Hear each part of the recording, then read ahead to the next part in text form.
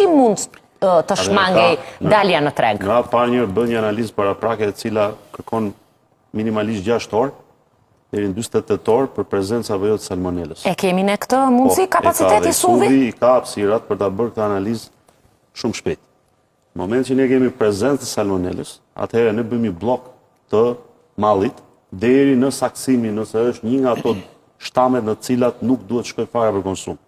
Ose, sepse dhe salmonela, hyn pjesë të grup i ushqime të cilat shkon për konsum me kusht, me stabiliment dhe të miratura.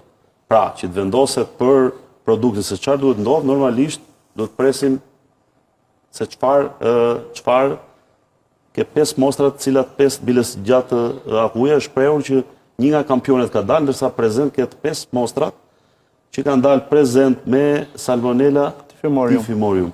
Kjo është po, të 5 kampionet. Dhe ajo që mua më shqetëson është koha, nga data 11 deri në datën 21 është kohë goxha e madhe për një analizë salmonele